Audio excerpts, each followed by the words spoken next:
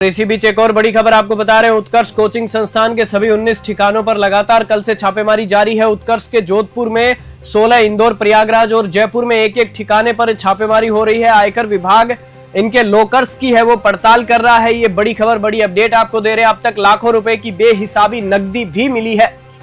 उत्कर्ष coaching पर लगातार ये कार्रवाई जारी है। कल से कुछ अघोषित ज्वेलरी का पता भी लगा है आयकर विभाग को। ये बड़ी खबर आपको बता रहे। उत्कर्ष के मुख्य अधिकर्ता निर्मल गहलोत, तरुण गहलोत, भंवरी गहलोत सहित इसमें पूरे में करुणा गहलोत व ओम प्रकाश गहलोत के आईटीआर का भी पूरा विस्तृत विश्लेषण किया जा रहा है। और इस खबर पर ज्यादा जानकारी के लिए हमारे संवाददाता मनोहर हमारे साथ जोधपुर से जुड़ चुके हैं। जी मनोहर, जिस प्रकार से उत्कर्ष कोचिंग संस्थान के सभी 19 ठिकानों पर छापेमारी जारी है, क्या कुछ कहेंगे इसमें? देखिए, निश्चित तौर पर लगभग बड़ी कार्रवाई ये कह सकते हैं उत्कर्ष के ऊपर इनकम टैक्स की, और इसी को लेकर लगातार दूसरे दिन भी कार्रवाई जारी है और देश के अंदर अलग अलग ठिकानों पर भी कार्रवाई हो रही है। और इसमें सबसे बड़ी बात अभी तक जो सामने आ रही है कि बड़ी मात्रा में नकदी जो है कहीं न कहीं मिलने की संभावना है, मिल रही है, ऐसे सूत्र बता रहे हैं। और दूसरी बड़ी बात यह है कि ज्वेलरी भी कहीं ना कहीं अघोषित जो है इनकी, वो कहीं ना कहीं मिलने की बात आ रही है सामने। तो इस तरह से कहीं ना कहीं बड़ा जो इनकम टैक्स चोरी का मामला है वो सामने आएगा।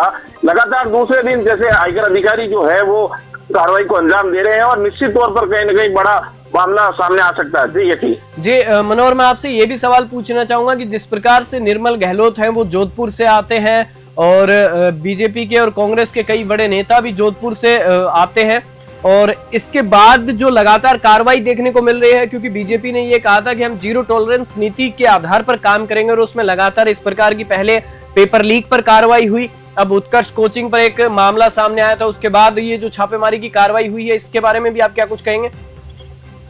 देखिए, निश्चित तौर पर भारतीय जनता पार्टी ने स्पष्ट कर दिया था जीरो टॉलरेंस के ऊपर चलेंगे और उसी नीति के तहत ये कार्रवाई हालांकि देखने को मिल रही है। क्योंकि निर्मल गहलोत के बड़े आका है, चाहे भारतीय जनता पार्टी लो चाहे कांग्रेस पार्टी लो, दोनों में। लेकिन इस कार्रवाई के बाद ये तो साफ हो गया है कि कहीं ना कहीं कार्रवाई जो है बड़े स्तर पर हो रही है और निर्मल गहलोत की मुसीबतें जो है आने वाले दिनों में बढ़ सकती है।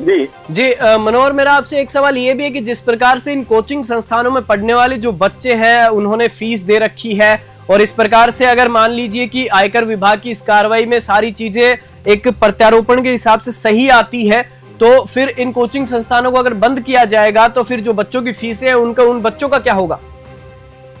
देखिए, ये देखने वाली बात है कि इस कार्रवाई के बाद का नतीजा क्या होगा। उसके बाद इनकम टैक्स डिपार्टमेंट तय करेगा या फिर संस्थान के द्वारा सरकार तय करेगी कि उनको फीस वापस दी जाती है या इनको कंटिन्यू रखा जाता है। ये हालांकि आने वाले टाइम में पता लगेगा। लेकिन अभी जो है कार्रवाई चल रही है, क्लासें भी स्थगित करवा ली है क्योंकि लगातार आयकर विभाग के अधिकारी वहां पर कार्रवाई कर रहे हैं, तो क्लासों भी नहीं लेने दी जा रही है। तो इस तरह से कार्रवाई को अंजाम दिया जा रहा है। जी और एक आखिरी सवाल मनोहर मेरा आपसे ये भी है कि जिस प्रकार से राजस्थान जो बीजेपी गवर्नमेंट है उन्होंने भर्तियां निकाली हैं, उन भर्तियों के अब फॉर्म भरे जा रहे हैं, और जो इन कोचिंग संस्थानों में पढ़ने वाले बच्चे हैं, चाहे वो रीट के हों या फिर किसी अन्य प्रतियोगी परीक्षा के, तो उनकी पढ़ाई पर भी अब असर पड़ेगा। लेकिन निश्चित तौर पर, क्योंकि उत्कर्ष क्लासेज के अंदर कोचिंग संस्थान है, बड़ी संख्या के अंदर स्टूडेंट है जो इस तरह की तैयारी कर रहे हैं, और निश्चित तौर पर उन भर्तियों के ऊपर और उन बच्चों के ऊपर, उनके भविष्य के ऊपर असर ये जरूर देखने को मिलेगा। जी चलिए, इस खबर पर जानकारी के लिए आपका बहुत बहुत धन्यवाद, और जो भी अपडेट होगी हम आपसे लेंगे। और एक बार फिर से आपको बता दूं कि उत्कर्ष कोचिंग संस्थान के सभी 19 ठिकानों पर लगातार कल से छापेमारी जारी है, और उत्कर्ष के जोधपुर में 16, इंदौर, प्रयागराज और जयपुर में एक एक ठिकानों पर लगातार छापेमारी की कार्रवाई है वो आयकर विभाग कर रहा है। अब इसमें क्या कुछ निकलकर सामने आता है, ये देखने वाली दिलचस्प बात होगी। इस खास खबर में फिलहाल इतना ही। आप देखते रहिए News 21।